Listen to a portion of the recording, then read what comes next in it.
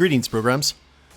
This is Wretch, and welcome back to WWE 2K16. And it is a brand new year for the Superstar Prince, as it is now January 2017. And our first match of the year is going to be against the inspirational Bo Dallas, provided we don't get attacked by anyone. And the Authority, win your match after your opponent does his signature on you. Awesome! So we have to get hit with a signature move, not a finisher. There's a difference between the two. Well, let's see what exactly is going to happen here. Looks like the world is our oyster and who we want to feud with. Let's take a look at the IC rankings here and see who exactly we have. We got Tyson Kidd, Jack Swagger, Goldust, Bad News Barrett, Neville. Well, I guess we could beat the crap out of Neville. I know that Jack Swagger is not our friend. Oh, Jack Swagger hates us. You know, it'd probably be the most sense to go ahead and take out Jack Swagger. But he's not here on this match, so we're just going to go ahead and leave it alone. And see what exactly we have to do here. And it is a normal match against Bo Dallas. So no nefarious backstage attacks or anything. Now, do we really want to have Bo Dallas hit a move on us? Because we've already seen what happened with Fandango. That was way too long of a match to have with him. Now, I've gone ahead and altered a little bit of Marcus's move set. Oh, I have a friend. Ow. Is Big Show my buddy now? Because I'm in good with the Authority? Sorry, I'm kind of taken aback by that. Let's see what we can do to capitalize on such a thing. Well, he is certainly a big ally to have, no pun intended. One thing that a lot of people tend to forget, especially from this generation of WWE fans, is how nasty Big Show was. Back when he was the Giant, predominantly in WCW, he looked, with the long hair and the Andre the Giant singlet, an awesome sight. I saw him wrestle live, and he definitely had that imposing vibe about him. And back then, he was so... oh, that's a new move in my repertoire, by the way. The Saito suplex. He was so agile for his size back then. I remember one match, it was at a Clash of the Champions. It was supposed to be Giant against Chris Benoit. And the bell rang. I think it was when the bell rang or before the bell rang, and Giant ran up and just hit a running drop kick on Benoit, and the entire crowd gasped at it. And choke slam, and that was it for Benoit that night.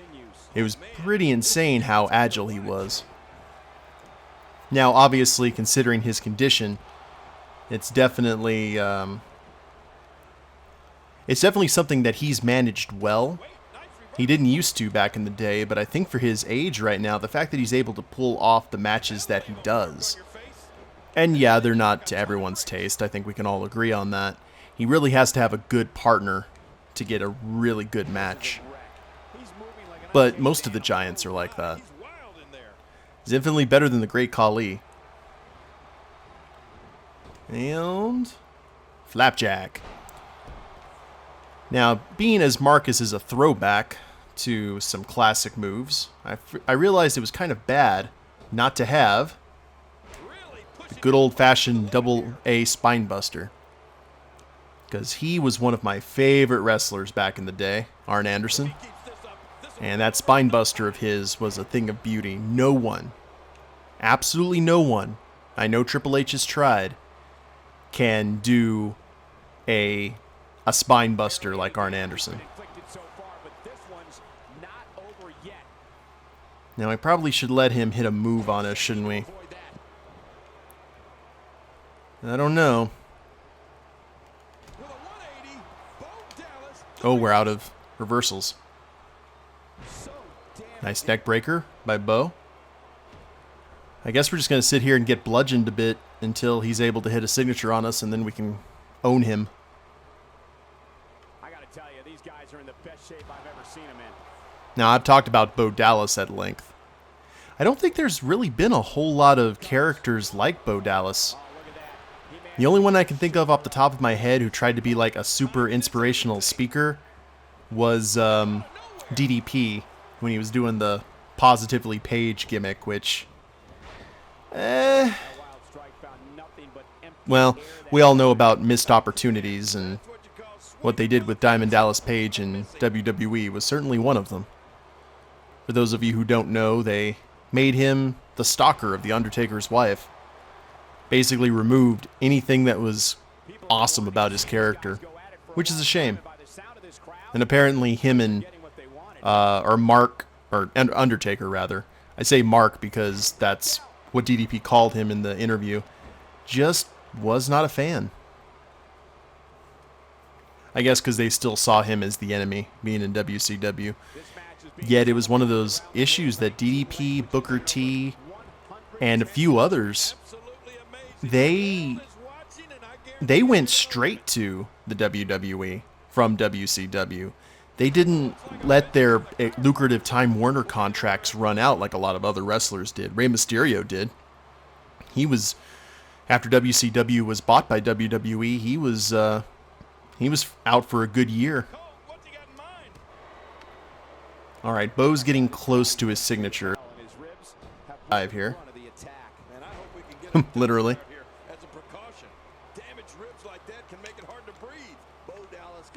Nice head wrench. I remember Zeus used to do that back in the 80s. All right, do what you need to do. Oh, hi, Big Show. You are cramping my style.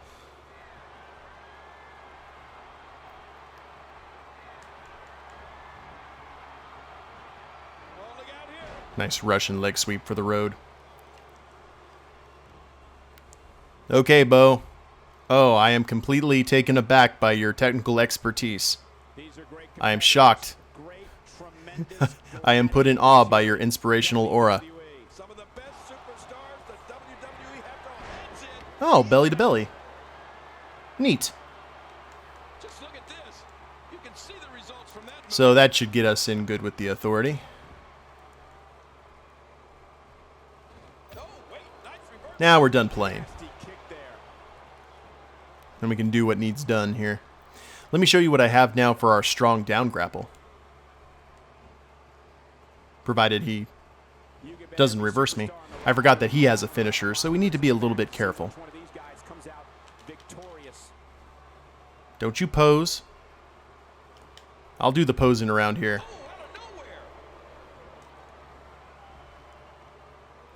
Check that out, the Regal Cutter. I love, decided to change, lose one Regal move, the power of the punch, and gain another. Another double-A spine buster for the road. And I think we should be able to call this a match here in a sec.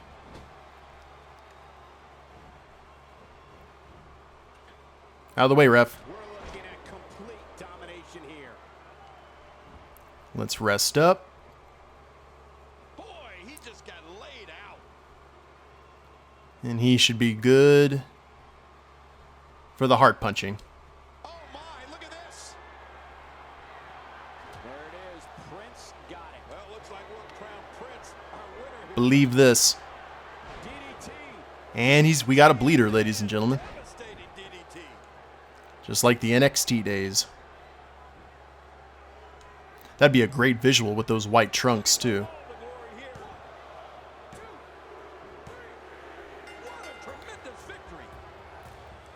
No resilience kick out for Bo Dallas. Now, hopefully that filled the Authority's edict.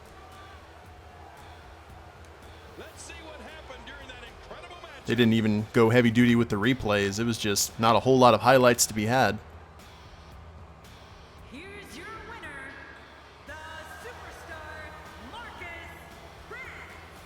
That's a nice throwback. I like that. And standing on the ropes, kind of like what Edge used to do back in the day. Well, is Big Show... Cool. Is Big Show going to be our buddy now?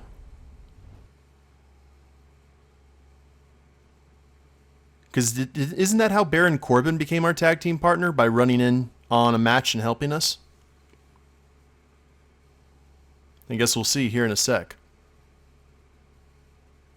Now, Luke Harper, I actually listened to the Talk is Jericho podcast with Luke Harper. Check that out on YouTube when you guys get a chance. He is a funny guy, like really intelligent, really mellow, like really cool sounding dude. Well, nothing else. Sting versus Batista. That's an interesting match. Rock beat Triple H.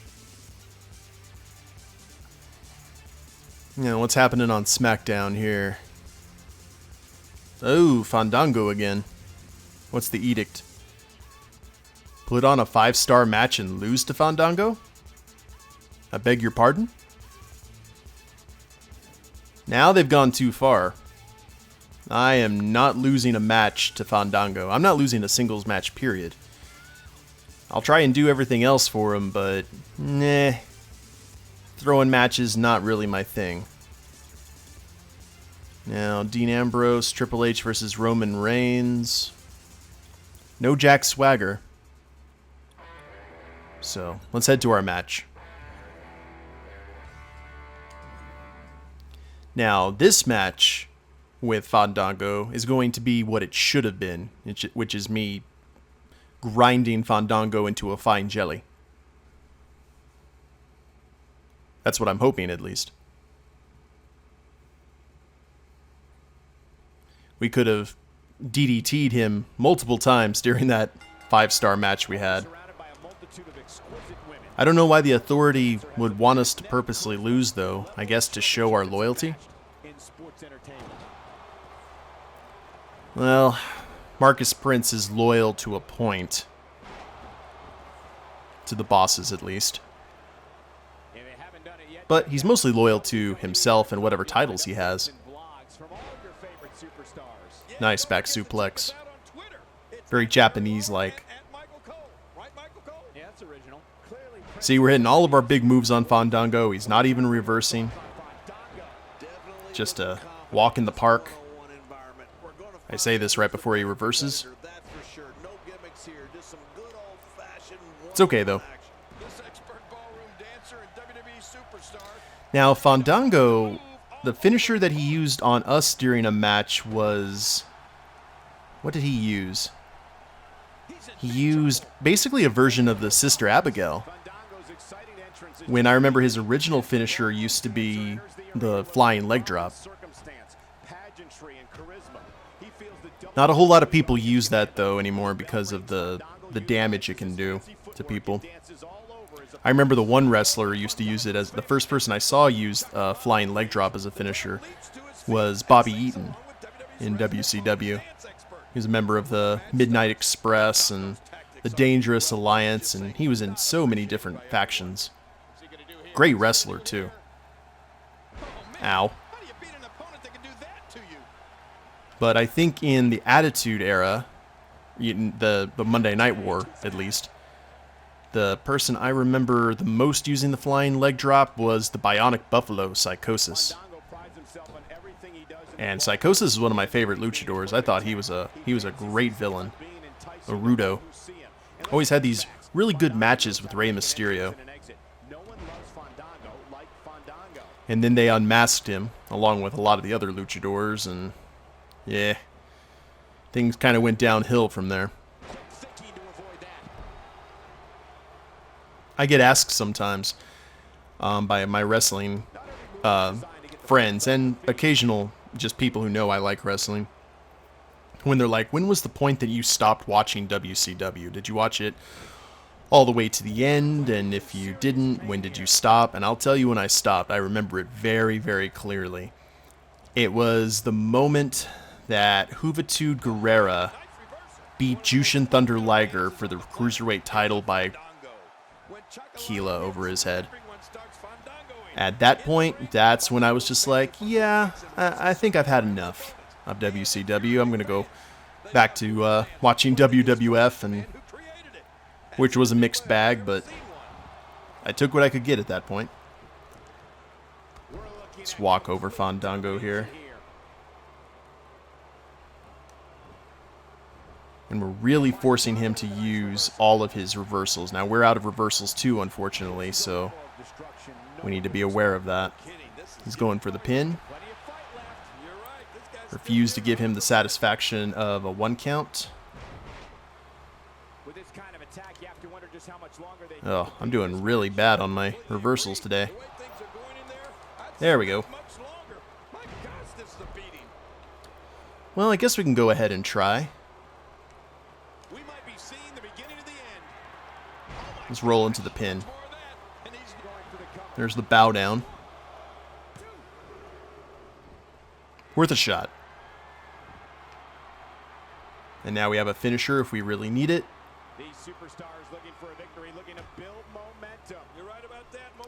Maybe we injected the dancer with some confidence by giving him that 5-star match. Now he has all the confidence in the world. And confidence can go a long way in any kind of sport.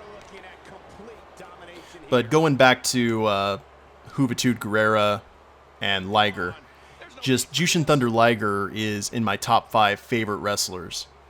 And just to see that level of disrespect given to him in that storyline, having a bottle of tequila, because Russo and Ed Ferrara did all of these just racially just horrendous storylines and just bad television in general, in my opinion. Don't get me wrong, I'm not a Russo hater. I think he occasionally had good storylines, but that's the key word, occasionally. No sir. Did I reverse it? Oh lord. I thought he was going for the Tully Blanchard slingshot suplex. And there's the neck breaker. A dive from Brett's rope. Not a whole lot going on in wrestling right now. I mean, it is Sunday, so we're kind of holding our breath to the Royal Rumble. Seeing what's happening on Raw and NXT. By the way, I'm not going to be able to do a normal kind of my thoughts on Raw or NXT this week, guys, because I'm recording all of these in one batch because I have to go out of town for the Ikakon Anime Festival in Austin. So, if I don't talk about Raw or anything, just please forgive me. I'll try and catch up when I get back.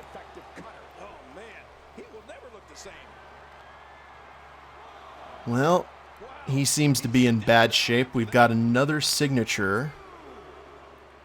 We might be able to put him away with the hard punch DDT. It's going to really depend if we... Well, let's see. Oh, he reversed it. Ow.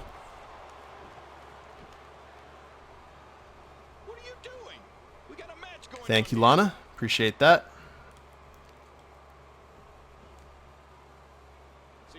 Final cut. Now we should be able to take him out. Rest up some. Trips are going to be a little bit upset, but they'll get over it. Marcus has that boyish charm.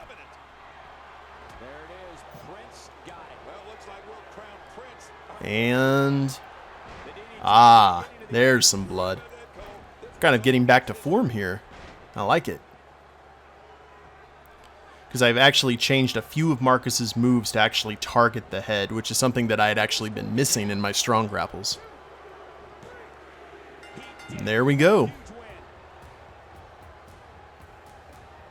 Quite the day at the office so far.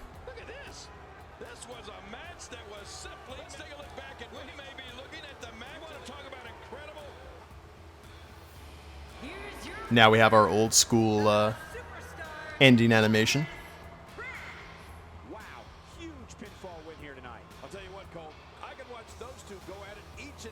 Lana has proven herself very, very useful to Prince Enterprises.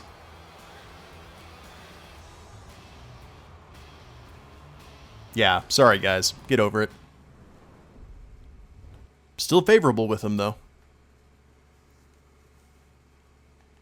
I don't want this to be the thing that you can only really excel if you become a face. I think that kind of eliminates the purpose of a career mode.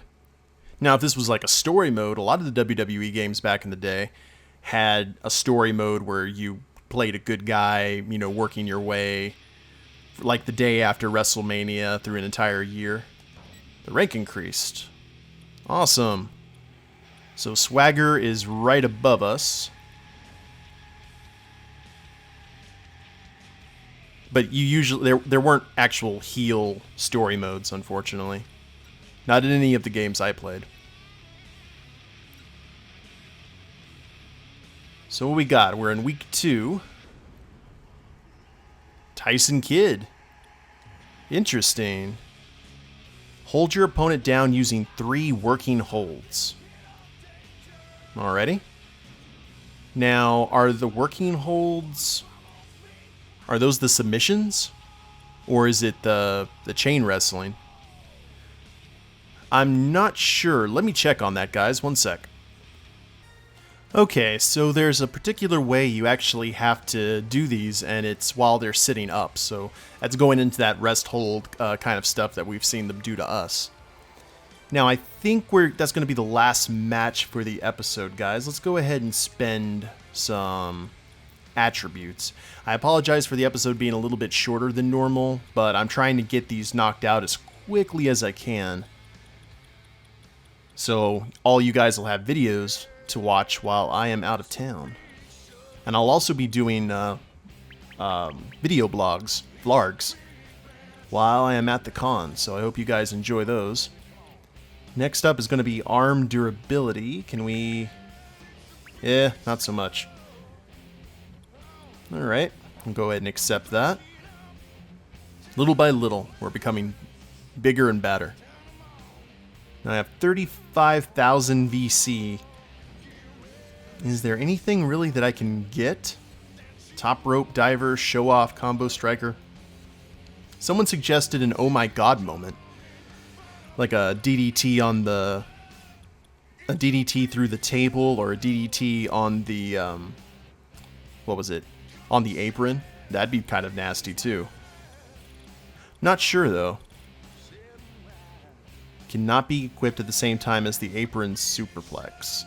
From inside of the ring, press triangle when prompted. Your opponent is stunned on the apron. This requires one finisher and at least 50% of a single bar of stamina.